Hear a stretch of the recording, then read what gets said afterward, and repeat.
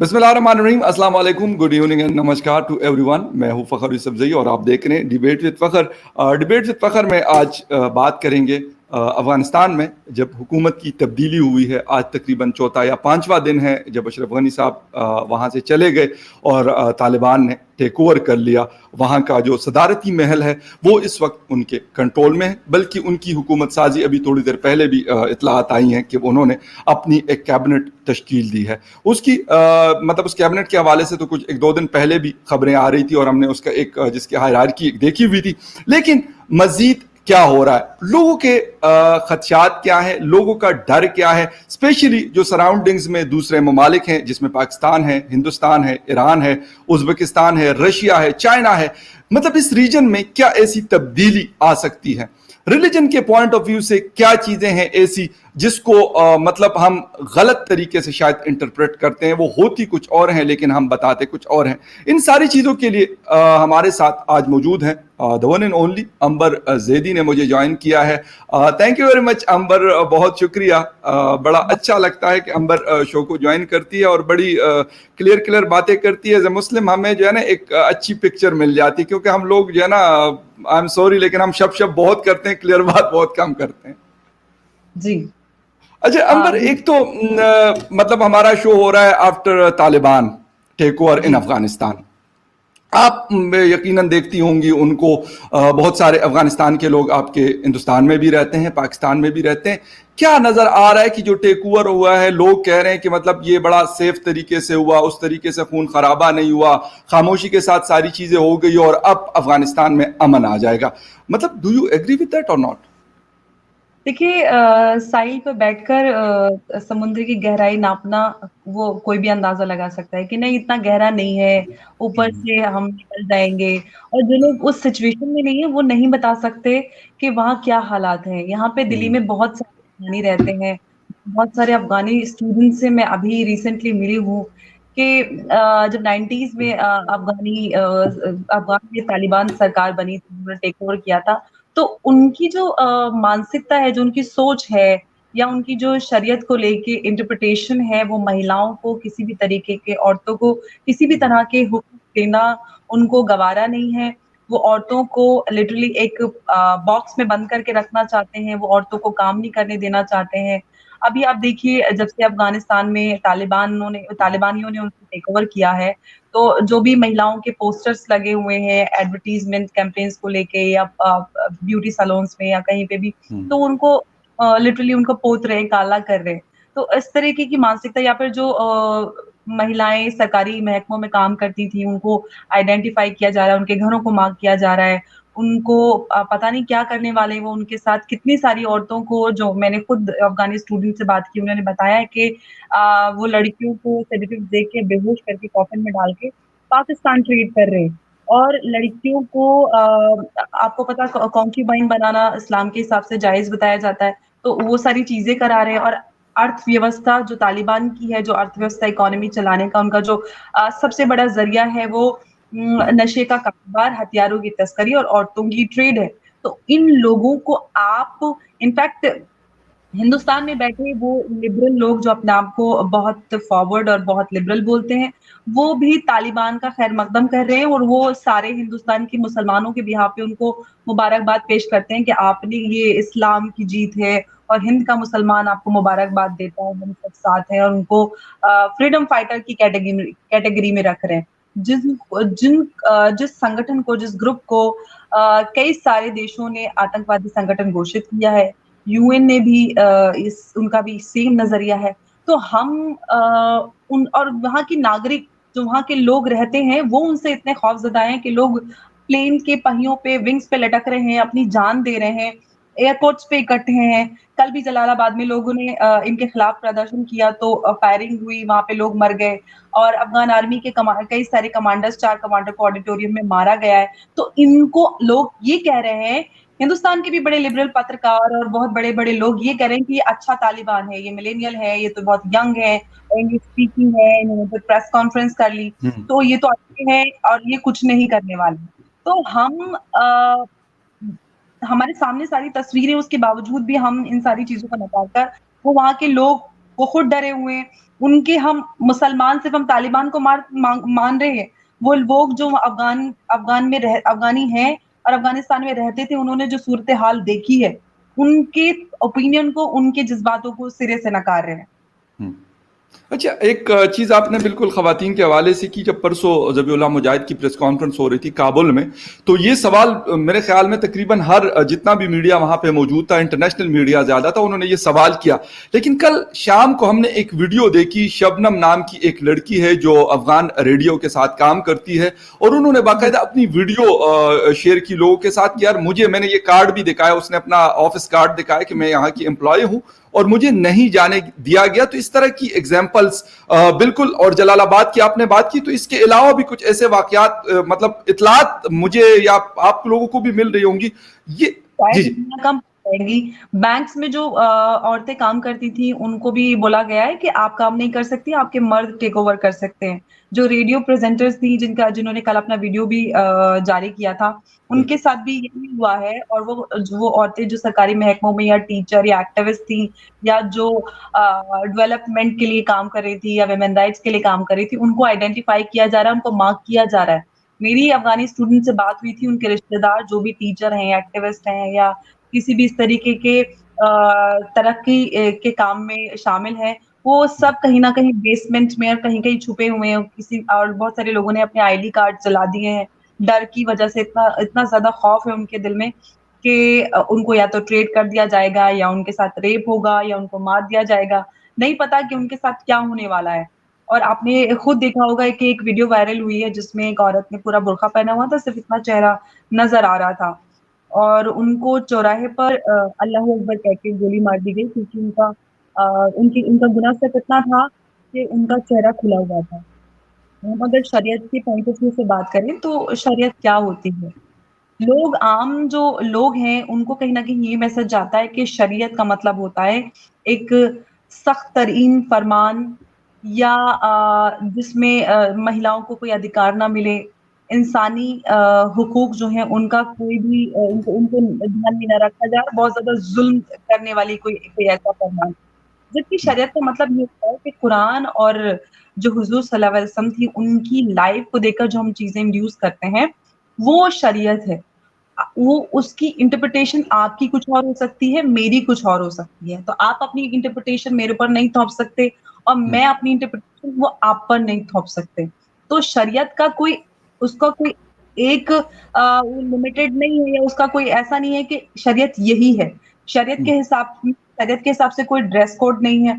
आपको हम्म, ऐसा लिबास पहनना है कि जो आपको ज़ेबा दे, जिस्म नुमाया ना हो। आप और वैसे भी जब हम हज पे जाते हैं तो एहराम होता है तो उसमें शक्ल दिखाई देनी चाहिए, चेहरा खुला होना चाहिए। वो बिल्कुल। शरीयत के हिसाब से तो एग्जैक्टली। होता है। बिल्कुल। जब बिल्कुल। जितने भी इस्लामी ममालिक हैं उन सब में चेहरा खुला होता है और आप दूसरी हम्म, कंट्रीज़ में चले जाएँ, तो हर देश का अपना एक पहनने का, रहने का, खाने का कल्चर होता है। हिंदुस्तान में लोग साड़ियाँ भी पहनते हैं, सिंदूर भी लगाती हैं महिलाएँ। आप इंडोनेशिया चले जाएँ, वहाँ रहने का अलग तरीका है। अफ़गान या तालिबान जो भी हैं, वो पगड़ी लगा के रखते हैं और सूट पहनते हैं, वो पठानी सूट जो भी होता है। और अरब में वो लंबी तोप पहन के रखते हैं, अबाया जैसा होता है। ईरान में अलग तरीके से पहना जाता है। तो हर देश का अपना एक कल्चर होता है, इसको आप शरीयत का नाम नहीं दे सकते। हर इंसान अपने तरीके से जो उसको समझ में आ रहा है, कुरान में भी ये कहा गया है कि आपको जो कुरान में बोला गया है, आप उसको समझें और अपने हिसाब से उसको को अप्लाई करने की कोशिश करें। हमारे जो पूरे सिस्टम में जो ये एक सिस्टम बना हुआ है, उसमें मौलाना या जो धार्मिक स्कॉलर्स हैं या धार्मिक गुरु हैं, उनको इतनी अहमियत दे दी गई है, जबकि हमारे बीच अल्लाह की किताब है और हर चीज़ को बहुत क्लियरली हमारे सामने रखा गया है और उनका रोल इतना मज़बूत कर दिया गया है क्योंकि हमने अपने आप से सारी चीज़ों को पढ़ना और समझना बंद कर दिया और हम्म, हम मौलानाओं पे पूरी तरीके से निर्भर हो गए हैं कि जो मौलाना बोलेंगे हम वही करेंगे। अब देखिए मीनार-ए-पाकिस्तान का क्या इंसिडेंट था, अब बाखुदा एग्जैक्टली। मैं मैं इतनी खौफ़ज़दा हो गई उसको देख के कि मुझे मुहर्रम का महीना चल रहा है, आज 9 मुहर्रम है हिंदुस्तान में। मुझे करबला की याद आ गई कि क्या मंज़र रहा होगा बीवियों के साथ कि उनके साथ क्या हुआ होगा जो पाकिस्तान में हुआ। ये वही यज़ीदी कौम है जो औरतों के साथ तब भी जुल्म किया था, उनकी निदाएं छीनी थी। आज देखिए कि एक लड़की के साथ, बेटी के साथ हजारों की तादाद में कितने आदमी थे, मैं गिन भी नहीं पा रही थी, और मेरे ऑफिस में भी जितनी सारी लड़कियां थी वो सब खड़ी हो गई। और कि आदमी कोई कैसे हम कर सकता है, एक बिल्कुल औरत के कर दिया आपने सरेआम। ये अंबर, इस्लाम खुद, नहीं मैं मुझे बिल्कुल इस चीज पे कि आप खुद को इस्लामिक मुल्क बोलते हैं, और आपके आप क्या बोलूं, आपके नाकारा पीएम खुद को तस्लीम एब्सोल्युटली करते हैं, और एक लड़की के साथ हजारों की भीड़ उसके कपड़े तार तार कर देती है, और अब तक कुछ भी एग्जैक्टली ऐसा नहीं और सजा मिले। अंबर अंबर बिल्कुल आपने बिल्कुल सही पॉइंट आउट किया। और कहां पे हो रहा है, मतलब जिसे कहते हैं कि सबसे मॉडर्न सोसाइटी लाहौर और कराची और इस्लामाबाद में रहती है। मतलब यहां पे इस किस्म का कुछ नहीं है कि कोई लड़कियां जीन्स भी पहनती हैं, मैंने लड़कियों को शॉर्ट्स में भी देखा है, लड़कियां शलवार कुर्ता भी पहनती है, लड़कियां बुरकों में भी मतलब नजर आ रही होती है, ऐसा कुछ भी नहीं। लेकिन ऐसा था कि उसने कोई रिवीलिंग आउटफिट पहना हुआ था? क्या भी हो तो ये उसका राइट है, किसी को हक नहीं है। आपके हिसाब से अगर किसी ने छोटे कपड़े पहने हैं वो गलत है, तो उसने तो छोटे कपड़े भी नहीं पहने थे ना, वो तो दुपट्टा मैं अंबर मसला ये है, मैंने रात को भी इसके ऊपर एक शो किया और यकीन करें मेरा यही पॉइंट ऑफ व्यू था। मैंने कहा यार हम लोग इतने भीड़िए हो गए, बल्कि शायद भीड़िया अच्छा होगा, उसके अंदर कोई ना कोई, मैं कहता हूं कि इंसानों से बेहतर सेंस होगा उसके अंदर।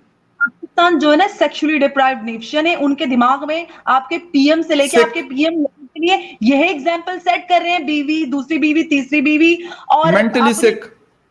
एग्जैक्टली तो लोगों को भी यही देखने के लिए मिल रहा है कि अच्छा यही होती है, और आप औरतों को इतना ज्यादा ऑब्जेक्टिफाई करते हैं कि उनके दिमाग में यही चलता है। आप जितना किसी चीज किसी चीज के लिए सख्त कानून बताओ, लोग उतना ही उसको उसके लिए रिबेलियस हो जाते हैं कि हमें यही करना है। आप औरतों को, मर्दों को, आप इस पे बात कीजिए, सेक्सुअल एजुकेशन दीजिए, आप बिल्कुल सेशन कराइए। लोग ये महिलाओं के लिए बहुत बहुत बड़ा इशू है।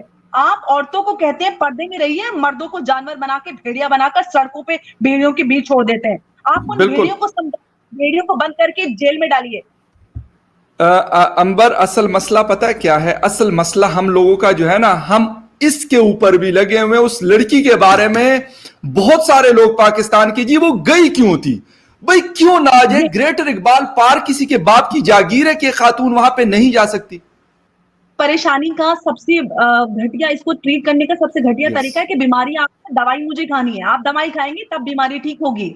ये महिलाओं की प्रॉब्लम नहीं है। औरतें, किसी आज तक आपने देखा है किसी औरत ने किसी आदमी का रेप किया हो या उसके कपड़े फाड़ दिए हो? लड़के बरमूडा में घूमते हैं, शॉर्ट्स में घूमते हैं, उनको उनका कोई कैरेक्टर असैसिनेशन नहीं करता। औरत अगर सलवार सूट पहन के भी सड़क पे दुपट्टा ओढ़ के भी आती है तो उसकी लाखों की भीड़ उसके कपड़े तार तार कर देती है, और अब तक कुछ नहीं होता है। वो और खुद को वो इस्लामिक नेशन बोलते हैं, जबकि इस्लाम में महिलाओं को कितनी, औरतों को कितनी इज्जत दी गई है, ये आप भी जानते हैं, मैं भी जानती हूँ। कुरान में सबसे ज्यादा आयतें औरतों के हुकूक के लिए हैं। आपको लेकिन और एक सेक्सुअल ऑब्जेक्ट नजर आता है, उससे ज्यादा अंबर, आप औरत समझते हैं। मुसीबत यह है कि हमने आज तक औरत को तस्लीम ही नहीं किया। मैं बिल्कुल आपको सही बता रहा हूं, हम तस्लीम ही नहीं करते। अगर हमारी बहन है, अगर हम उसको हिस्सा देंगे तो उसके साथ हम कट अप करेंगे। ये हमारा इस्लाम है। इस्लाम के अंदर है ना कि उस बहन का हिस्सा उसी तरह है, आधा हिस्सा उसका है, पूरा हिस्सा भाई का है। अकॉर्डिंग टू द इस्लाम हम कभी नहीं देते। कहा गया कि इज्जत, हम कभी इज्जत नहीं देते बल्कि हम उसकी इंसल्ट करते हैं। अगर वो कहीं सक्सेसफुल औरत है तो वो तो हमसे बर्दाश्त ही नहीं होता। हम कहते हैं यार ये कैसे हो सकता है, हम उसकी करेक्टर असैसिनेशन कैसे करेंगे, उसको मतलब कैसे गंदा कर लेंगे। ये तो मतलब, और फिर इस तरह की भीड़ लाहौर के अंदर। इससे पहले सरदरियाब एक इलाका है चारसद्दा डिस्ट्रिक्ट मर्दान के पास, वहां पे लड़कियां आई थी अभी इस ईद के मौके पे, और वहां पे भी इस तरह का, रात को मेरी सिस्टर मुझे बता रही कि फखर वहां पे भी इस तरह का वाकया हुआ। ये हो क्या रहा है कि मतलब पब्लिक प्लेसेस पे क्या खवातीन जाना बंद कर दें? मतलब ये मुल्क सिर्फ मर्दों का है कि वो जाके किसी भी खातून को दिन दहाड़े, और जिस तरीके से मतलब ये वीडियो देख के यकीन करें अंबर, मैं कहता हूं शर्मिंदगी, और जिसे कहते हैं कि इसके अलावा फखर एक अकेला इंसिडेंट नहीं है, कंदील बलूच का इंसिडेंट मुझे आज भी याद है। बेशुमार है, बेशुमार है, तसलसल है। पाकिस्तान के, हमारे यहाँ भी ऐसा नहीं है कि रेप के इंसिडेंट नहीं होते, लेकिन इस तरीके से कोई कपड़े तार तार कर दे सड़क पे, या अगर कोई लड़की आगे बढ़ रही है तो उसके भाई को मार दे, ऐसा नहीं होता है यहाँ पे। बिल्कुल। अभी आपने कंदील की अंबर बात की, तो अभी तकरीबन 1 महीने पहले एक नायाब नाम की लड़की थी, उसको लाहौर में मारा गया, और अभी 2 दिन पहले 3 दिन पहले उसका पता चला कि उसके भाई ने उसको मार दिया गैरत के नाम पर। वही बोल रही हूँ मतलब कि टॉप की मॉडल्स में थी, जिस तरह कंदील बलोच थी। इसका पूरा पूरा जिम्मा हमारे धार्मिक गुरु जो हमारे मौलाना हजरात हैं उनको जाता है। वो लोगों के दिमाग में यही डालते हैं कि अगर आपकी बहन बेटी बेपर्दा घूम रही है तो मर्दों की गलती है, गुनाह आपको मिलेगा, आप दोजख में जाएंगे, ये आपकी गलती है, ये आपकी जिम्मेदारी है। उठा के ऐसे मुल्लाओं को जेल में डालिए और उनकी सही तबीयत से पिटाई कीजिए। हमारे मसला हुजूर ने बेटी को माँ का दर्जा दिया हुआ था, इतनी इज्जत करते थे, इतना एहतराम करते थे कि जैसे कि अपनी माँ का करे। अपनी बेटी को सलाम करते थे और बिना खटके बिना दस्तक दिए अपनी बेटी के घर नहीं जाते थे, और अपनी बेटी को उन्होंने अपना वारिस बनाया था, और अपनी बेटा भी नहीं उन्होंने चूज किया बेटी के ऊपर। तो ये है कैरेक्टर इस्लाम का। निजाम मुस्तफा नाम देकर अपना आतंकवाद चलाते हैं, जहां पर औरतों का कोई अधिकार, जबकि उनकी बीवियां, उनकी बेटी विमेन एम्पावरमेंट का सबसे बड़ा एग्जाम्पल है। बीबी खदीजा वरना हजरत आयशा जो है वो इतने बड़ी, मतलब जिसे कहते हैं कि बिजनेस वुमेन ना होती, उसका उसका अच्छा खासा बिजनेस था उस वक्त। बीबी खदीजा का अरब में सबसे बड़ा बिजनेस था। अगर बीबी आयशा की बात, उनको मेडिसिन की बहुत अच्छी नॉलेज थी। जंग में जो भी हजरात घायल होते थे उनको ट्रीट करती थी।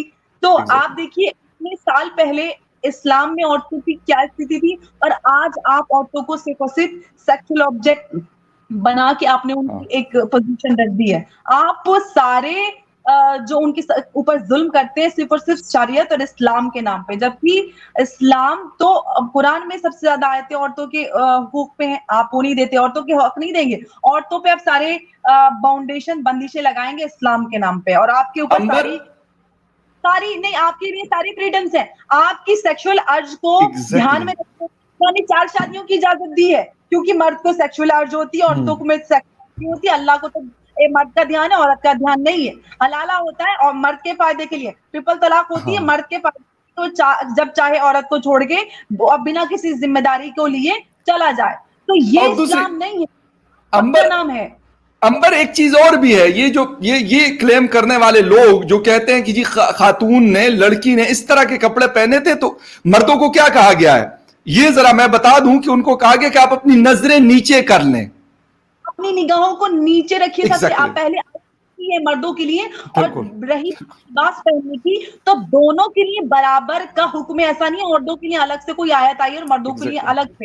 एक ही आयत है कि ऐसा लिबास पहने कि आपका के जिस्म के जो कॉन्टोर्स है वो नुमाया ना हो। आप जो आपके जिस्म को जेबा दे वो लिबास पहने, साफ सुथरा अच्छा धुला हुआ लिबास पहने। सिर्फ इतना है जो कि दोनों के लिए बराबर है। बिल्कुल। अच्छा अंबर, एक तो मतलब आएंगे अफगानिस्तान के ऊपर।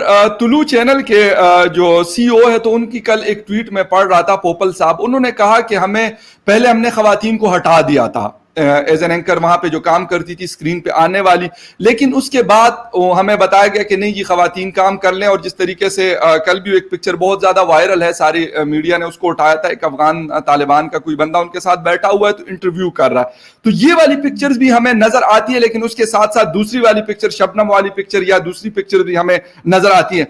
अच्छा अंबर, एक चीज मतलब हिंदुस्तान में जिस तरीके से बात हो रही कि गजवा हिंद और कश्मीर इशू और ये वो, अब क्योंकि ये मुझे मतलब नजर आ रहा है और सुनने को मिल रहा है कि हिंदुस्तान वहां से एक्सक्लूड हो गया अफगानिस्तान से, क्योंकि अशरफ गनी साहब के साथ उनकी दोस्ती थी, तालिबान के साथ उस तरह का मतलब कोई राब्ता नहीं है हिंदुस्तान हुकूमत का या लोगों का। आपको क्या नजर आ रहा है कि वाकई ये चीज सच है कि ये लोग जो है गजवा हिंद और कश्मीर इशू और इन चीजों के ऊपर मतलब इसको आगे लेके आएंगे? देखिए, हम बात करते हैं, अगर अब तालिबान की बात करें तो तालिबान को दुनिया भर में अलग अलग मुल्कों ने एक आतंकवादी संगठन के रूप में ही देखा है और घोषित भी किया है। और रही हिंदुस्तान की बात, अभी तक किसी भी देश की सरकार ने अब उनसे ऑफिशियली कोई ऐसी बात नहीं की है या कोई डिप्लोमेटिकल टाइज अभी डेवलप नहीं किए हैं। वो आगे की बात है और मैं इस बारे में भी कमेंट नहीं कर सकती। वो सरकार जो हमारे देश की जो फैसला लेगी, जो हमारे देश के हक में बेहतर होगा, वो किया जाएगा। हम बात करते हैं जो तालिबान उनका उद्देश्य, उनकी मंशा है।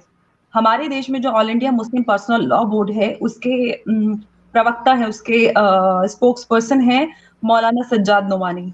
आपने शायद उनका बयान देखा भी होगा। उन्होंने अपने बयान में हिंद के मुसलमानों की तरफ से, हिंद का सुन्नी मुसलमान और शिया भाई, शिया को वो मुसलमान भी नहीं मानते। उन्होंने तालिबान को मुबारकबाद पेश की है और कहा है कि आपने इस्लाम का परचम लहराया, और कहीं न कहीं इस तरीके के बयान आ रहे हैं। शादाब जी। चौहान है, पीस पार्टी के प्रवक्ता हैं, उन्होंने मुबारकबाद पेश की और कहा कि आपने निज़ाम मुस्तफ़ा वहाँ पे कायम किया और हम भी यहाँ पे निज़ाम मुस्तफ़ा लाने का उद्देश्य रखते हैं, मकसद रखते हैं। और ऐसे आरफा खानम ने भी गुड तालिबान और बैड तालिबान को डिफरेंशिएट करके बताया है कि ये अच्छे वाले तालिबान है, ये इंग्लिश स्पीकिंग तालिबान है, ये तो प्रेस कॉन्फ्रेंस करते हैं। तो ये लिहाज़ा बहुत अच्छे हैं, चाहिए औरतों को सड़कों पे मारें। कहीं न कहीं इनके पीछे क्या है? हिंदुस्तान में ऐसा क्यों हो रहा है? कहीं न कहीं इसको कहीं न कहीं पॉलिटिकल एक्सेप्टेंस दिलाने के लिए, और जो उनका मकसद है हिंदुस्तान में ग़ज़व-ए हिंद लाने के लिए, उसको और मज़बूत किया जा सके और लोगों में ये मैसेज पहुँचाया जा सके, देखिए देखिए तालिबान ने इस्लाम का परचम लहरा दिया, अब हिंदुस्तान की बारी है। तो कहीं न कहीं ये सॉफ्टली उस चीज़ को स्ट्रॉन्ग कर रहे हैं। ग़ज़व-ए हिंद, आप जानते हैं ग़ज़व-ए हिंद की बात होती है, ऐसा नहीं कि ये बात मैं बोल रही हूँ, आप भी जानते हैं कि पाकिस्तान यस, में ये बात होती है, हिंदुस्तान के बिल्कुल। मुसलमान भी ग़ज़व-ए हिंद की बात करते हैं, टेलीविज़न पे बात करते हैं। तो एक ऐसे मुल्क में रहकर जहाँ पर लोकतंत्र चलता है, लोगों स की के लोगों से बन के सरकार चलती है, और वो संविधान, वो आईन आपको ये बोलने की इजाज़त देता है कि आप ये भी बोल सकें कि हम हिंदुस्तान में ग़ज़व-ए हिंद लाएँगे। और उसी संविधान को आप बदलने की बात करते हैं, उसमें शरीयत लाने की बात करते हैं, निज़ाम मुस्तफ़ा। अम, मैं हुज़ूर सल्लल्लाहु अलैहि वसल्लम की बात नहीं कर रही हूँ, क्योंकि इस्लाम तो 1300 साल पहले हाईजैक हो चुका था। ये असल वाला निज़ाम मुस्तफ़ा नहीं है, ये पॉलिटिकल वर्ज़न जो हाईजैक हो चुका था इस्लाम, उसको लाने की बात करते हैं, जहाँ पर हुँ। औरतों को हक़ में रखा जाए, औरतें किसी भी तरीके की तालीम हासिल ना कर सकें, बाहर काम ना कर सकें और घर से बाहर किसी काम के लिए ना निकल सकें। और इस तरीके का निज़ाम जहाँ पर लोगों को सड़क पे खड़े करके औरतों की बोलियाँ लग रही हैं, वहाँ पे चौराहे पे खड़े करके एक औरत की बोली लगाई जा रही है $1600 में। एक औरत का मुँह खुला रहता है, उसको अल्लाह अकबर करके कह के गोली मार दी जाती है। मासूम बच्चे 2 मुझे खुद किसी ने अपनी ज़ुबानी बताया कि उनकी एक रिश्तेदार, जिनके 2 बच्चे थे, माँ के सामने गोली मार दी चौराहे पर। ये निज़ाम मुस्तफ़ा हो सकता है? मुस्तफ़ा तो हक़ का नाम है। उनके ऊपर कूड़ा फेंकने वाली औरत की अयादत के लिए जाते हैं, ये मुस्तफ़ा का निज़ाम है। आप अपने आतंकवाद को, अपने राजनीतिक सत्ता को मुस्तफ़ा का नाम देकर लोगों में जो इमोशनल कॉर्ड है, उनको टच करते हैं कि भई ये तो निज़ाम मुस्तफ़ा है, यही इस्लाम है। कहीं न कहीं मुसलमानों को ब्रेन डेड करके, उनको ज़ॉम्बी बनाकर अपनी मंशा पूरी करते हैं।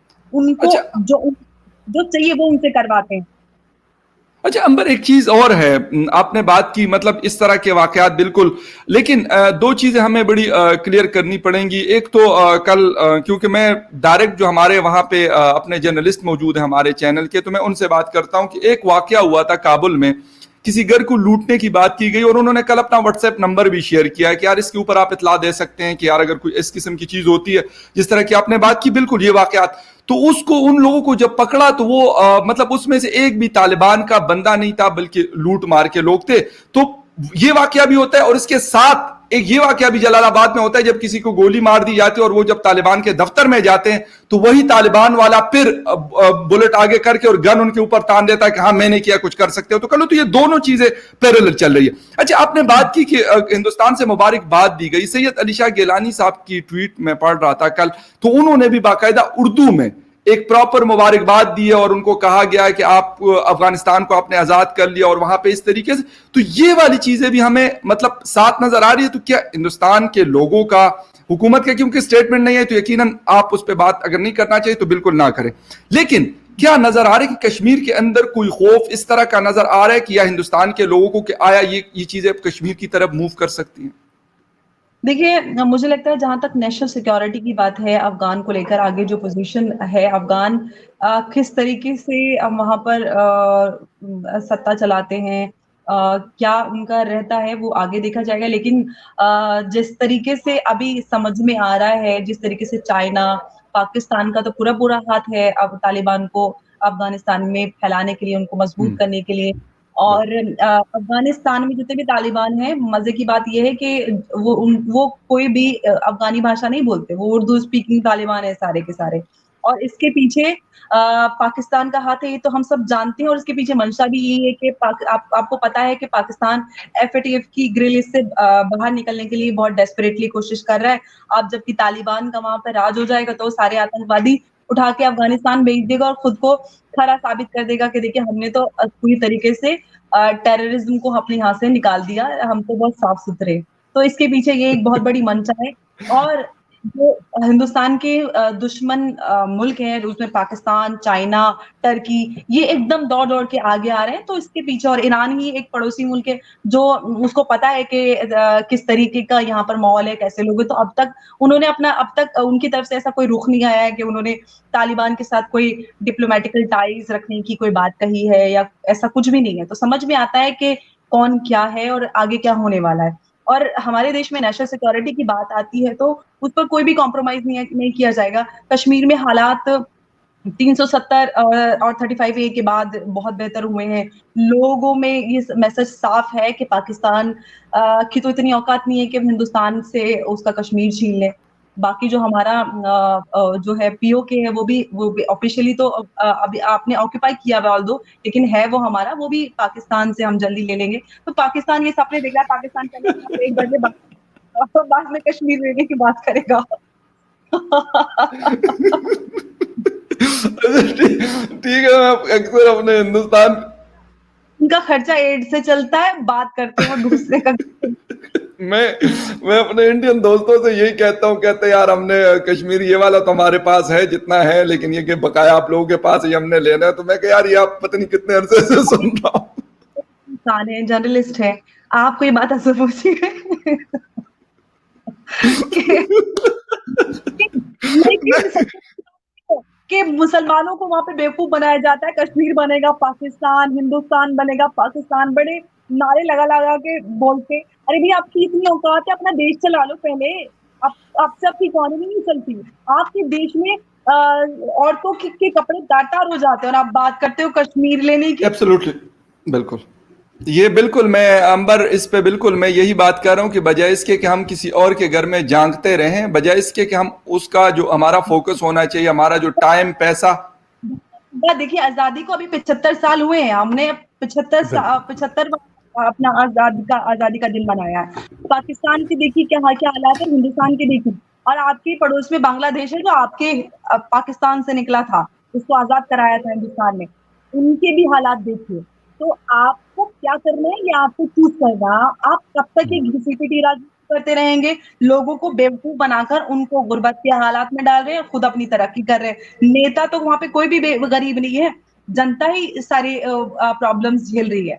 तो जनता के बारे में सोचकर और जनता को भी समझदार होना पड़ेगा कि ये कश्मीर बनेगा पाकिस्तान और हिंदुस्तान बनेगा पाकिस्तान, इससे बाहर निकल के वो अपने हुकूकों के बारे में सरकार से सवाल करें तो बहुत बेहतर होगा पाकिस्तान के नहीं लिए। अंबर, बिल्कुल मैं कहता हूं कि हिंदुस्तान एक बहुत बड़ा मुल्क है और उसको उसी तरह रहने दिया जाए, ना कि मैं यही कहता हूं और यही मैं सेम मेरा हिंदुस्तान से भी है कि पाकिस्तान की एक्सेप्टेबिलिटी, पाकिस्तान जैसा भी एक मुल्क है, बांग्लादेश बन गया, उसको हमने एक्सेप्ट किया और करना भी चाहिए और अपनी गलतियों पे माफी भी उन लोगों से मांगनी चाहिए कि यार हमने जो ज्यादती की उसके ऊपर आज 50 साल बाद या 40 साल बाद या 60 साल बाद हम माफी मांगते हैं, हमसे गलती हो गई। ठीक है यार, एक मुल्क है और नो डाउट अबाउट इट कि बहुत ज्यादा तेजी के साथ तरक्की करता हुआ वो आगे की तरफ बढ़ रहा है। एटम बम उनके पास नहीं है, लेकिन बाकी इकोनॉमी में उसको कोई हिंदुस्तान जैसा मुल्क मतलब उनको नहीं इस वक्त कंपीट कर सकता। तो ये बहुत बड़ी बात है और प्राइड की बात है कि मतलब वो मुल्क जो 1971 में बना और आज कहां पे खड़ा, और हम 1947 में बने और हम कहां पे स्टैंड करते हैं। बिल्कुल सही आपने कहा। खवातीन के हुकूक के हवाले से मैं तो खैर एक अलग शो भी करना चाहूंगा इसी के ऊपर, स्पेशली लाहौर के इशू के ऊपर या इस तरह के इशूज तसलसल के साथ होते हैं। मैंने रात भी एक टीवी चैनल पे जिक्र किया था कि जब दिल्ली बस वाकया हुआ था तो उसके ऊपर सजाएं हुई थी। गालिबन उन 3 लोगों को 1-2 साल पहले मैंने देखा था कि उनको फांसी चढ़ाया गया था, और इस तरह के वाकयात अगर उस पे आप प्रॉपर सजाएं दे तो शायद लोगों के दिलों में डर होगा। कोई लड़की रात के 2 बजे भी सड़क पर, लोगों में कानून का डर हो, वरना आपको पता है वो तो लिटरली भेड़िए हैं और भेड़ियों को और हिम्मत मिलेगी। आप बिल्कुल औरतों के खिलाफ अगर इस तरीके के जराइम होते हैं तो उन पर सख्त रवैया लें। कम से कम बिल्कुल बेटियों को इतना आप महसूस करा सके कि वो सड़कों से पे बाहर तो निकल सके, वो अपने किसी काम के लिए या स्कूल कॉलेज जाने के लिए, अस्पताल जाने के लिए सड़कों पे आ सके, या छोटे-मोटे काम भी हो सकते हैं। क्योंकि ज़रूरी नहीं है कि हर वक़्त घरों में मर्द हो या कौन घर किसी के घर में नौकर हो। बिल्कुल हमें बिल्कुल सही। किसी न किसी सबको बाहर निकलना पड़ता है और स्टेट गवर्नमेंट की ज़िम्मेदारी होती है कि वो अपने हर सिटीज़न की सिक्योरिटी, सेफ्टी का ख़्याल रखे। आप अगर अपनी देश के अंदर लोगों को सिक्योर महसूस नहीं करा सकते, तो आप फेलियर हैं। आप दुनिया भर में अलग-अलग मुल्कों की नज़र में तो हैं ही फेलियर। आप अपने मुल्क के नागरिकों के लिए भी फेलियर हैं, क्योंकि आप उनको सेफ्टी नहीं दे सकते। आप सिर्फ़ कश्मीर को पाकिस्तान बनाने का ख्वाब बेचते रहिए और बेटियों की इज़्ज़त लुटवाते रहिए सरेआम। बिल्कुल एग्जैक्टली बिल्कुल सही बात कही आपने। और मैंने रात को भी कहा था, आज फिर कहूंगा कि हमारे इमरान खान साहब ये वाली बातें बिल्कुल ना करें कि भाई खवातीन इस तरह के कपड़े पहनती है तो लोगों के पता नहीं जज्बात को क्या हो जाता है। जज्बात वजबात कुछ नहीं है, सिर्फ मेंटल सिकनेस है। हाँ, बिकिनी गर्ल के साथ एन्जॉय करते थे, वेकेशंस पे जाते थे और यस तब तब उनको नज़र नहीं आता था। अब क्या हो एग्जैक्टली गया? अब उनको वो छू मंतर, जादू मंतर करने वाली जो उनकी बीबी हैं, उन्होंने मुझे लगता है उनके अंदर दूसरी रूह फूँक दी है, या फिर वो शायद अपनी उनकी मजबूरी है जो उनको पाकिस्तान आर्मी कहलवाती है, उनको वही कहना पड़ता है। समझ में नहीं आता, बेचारे वो इतने कन्फ्यूज़ रहते हैं। वो हिंदुस्तान की आबादी इतनी मिलियंस में बता देते हैं कि दुनिया हँस जाती है। उनको यही नहीं पता कि उनके पड़ोसी मुल्क में आबादी कितनी है। वो जर्मन को कहाँ पहुँचा देते हैं, उनको खुद ही नहीं पता। बेसिक चीज़ें उनको नर्सरी अपने अपने पड़ोस में किसी स्कूल में जाके फर्स्ट सेकंड के बच्चे से पूछेंगे कि जर्मनी कहाँ है, तो वो भी बता देगा। इतनी लो आईक्यू वाला आपने पीएम चूज़ किया है भैया। मुझे हैरानी होती है पाकिस्तान की जनता पे कि ऐसा बेवकूफ पीएम बना के रखा है उन्होंने, और उसके गुणगान गाते हैं। नहीं नहीं, अवाम ने चूज नहीं किया अंबर, इसलिए तो सेलेक्टेड का नाम दिया गया है। ये मैं बता दूं आपको बड़ी क्लियर कट, मैं हमेशा ये बात करता हूं कि इलेक्टेड नहीं है, सेलेक्टेड है। नहीं, फकर मैं ज्यादातर लोगों को देखती हूँ कि वो पीएम इमरान खान के बड़े कसीदे पढ़ते। ये कि यूथिया ऐसा ग्रुप है ये अंबर, तो ये यूथ। ये तो बड़े हॉट हैं, बड़े गुड लुकिंग हैं। भाई हॉट गुड लुकिंग से अगर सरकार चल रही होती तो हम सलमान खान को बना लेते या ऋतिक रोशन को बना लेते। वो इतने काबिल हैं कि वो देश को चला सकें। आज हमारे देश में बड़े-बड़े मुद्दे 370, 35A, राम मंदिर, ट्रिपल तलाक, या फिर ऐसे बड़े-बड़े अहम मुद्दे आज रिज़ॉल्व हुए क्योंकि उनकी में इतनी ताकत थी, वो पॉलिटिकल विल थी कि उन मुद्दों से आगे बढ़कर हम डेवलपमेंट की तरफ जा सकें। आप अपने एब्सोल्युटली लोगों राइट, के बिल्कुल। सड़े हुए, गले हुए सपने बेच रहे हैं उनको। मतलब आप जो बात कह रही हैं कि लोग उनको, मैं आपको बता दूं सिर्फ वो लोग अब रह गए उनको सपोर्ट करने के लिए जिनको कोई डायरेक्टली फायदा हो रहा है। जिनको डायरेक्टली फायदा नहीं हो रहा, वो मेरे ख्याल में उनके अपने कैबिनेट के बहुत सारे लोग रिजिग्नेशन करके, जो उन्होंने एडवाइजर रखे हुए थे, जिसमें डॉक्टर इशरत हुसैन साहब भी शामिल थे, अभी उन्होंने कुछ दिन पहले अपना मतलब रिजिग्नेशन पेश किया। उसकी वजह यह कि डिफेंड नहीं कर सकते। आप कैसे डिफेंड करेंगे कि 122 रुपए फी लीटर आपको पेट्रोल मिल रहा है, बिजली का एक यूनिट आपको 25 रुपए का मिल रहा है, घी और तेल आपको जो है 400 रुपए किलो और लीटर मिल रहा है, तो कैसे डिफेंड करेंगे कि भाई चीनी आपको 110 रुपए मिल रही है और आप उसको डिफेंड करेंगे? नहीं नहीं, ये तो 50 रुपए हम करेंगे, लेकिन पता नहीं कब करेंगे। ये सिर्फ ड्रामा है, हकीकत कैसे अंबर बिल्कुल कोई ताल्लुक नहीं है। और लोग यकीन करें, मतलब मैं कहता हूं बहुत ज्यादा तंग है। मैं खुद एज ए जर्नलिस्ट काम करता हूं, लोगों से बात होती है, अपने इलाके में भी जाता हूं, दूसरे जगहों पे भी जाता हूं। लोगों की जिंदगी वाकई बड़ी, मतलब जिसे कहते हैं ना कि मिजरी से भरी हुई है, तकालीफ से भरी हुई। बुरे हैं, पर कैपिटा इनकम बहुत लो है, महंगाई बहुत ज्यादा है, लोगों के पास रोजगार नहीं है, काम करने के लिए कुछ नहीं है, टेररिज्म इतना ज्यादा है, लोग बाहर। आप देखिए आज ही वहां पर ब्लास्ट हुआ है, बहावल नगर में। पता नहीं होता, बताइए हर बार मुहर्रम में शियों को खुलेआम मारा जाता है। क्वेटा में कहाँ-कहाँ जहाँ भी शियाओं की ज्यादा आबादी है वहां पर कितना होता है। अभी रिसेंटली कुछ दिन पहले जो बड़ा जुलूस निकाला गया था, काफिर काफिर शिया काफिर का। तो इस तरीके की चीजें एक मुल्क में हो रही हो, वो मुल्क कहाँ से आगे बढ़ सकता है? हमारे देश में हर किसी को बराबर के अधिकार मिले हुए, कोई किसी से नहीं पूछता तुम्हारा कौन सा धर्म है, आपको कोई अलग से बना के करना है वो आप भी कर लीजिए, कोई आपसे कुछ नहीं कहेगा। और आप क्या चूज करेगा कि आप तो हिंदू हैं, आप मुसलमान हैं, हम सब एक साथ मिलजुल कर बड़ी खुशी से रहते हैं। पाकिस्तान बिल्कुल क्यों आगे? बिल्कुल सही कहा। और मेरे ख्याल में हमें ये चीज लर्न करनी चाहिए। मेरे सामने आई थी, बताइए मंदिर तोड़कर आप क्या कर लेंगे? मंदिर तोड़ने से क्या कोई धर्म छोटा हो जाएगा? नो। उसके मानने वाले कम हो जाएंगे। ये आप अपनी मानसिकता दिखा रहे हैं कि आप कितने तंग-ज़हन और आप कितने घटिया इंसान हैं। आप खुद तो मुसलमान कहते हैं, इस्लाम धर्म में तो किसी के भी माबूद को या किसी के भी धर्म पे सवाल उठाना एग्जैक्टली या exactly. उसको बिल्कुल। उठाना या बुरा बोलना सख्त गुनाह है। तो आप उनके इंसल्ट बदमाश नहीं है। अंबर, आप किसी के रिलीजन का इंसल्ट नहीं कर सकते, आप उसकी बेइज्जती नहीं कर सकते, आप उसको बुरा भला नहीं कह सकते। ये असल मैं वही बोल रही हूँ कि आप मुसलमान नहीं, आतंकवादी गुंडे हैं। द टॉप और इन एक्सट्रीमिस्ट, बिल्कुल।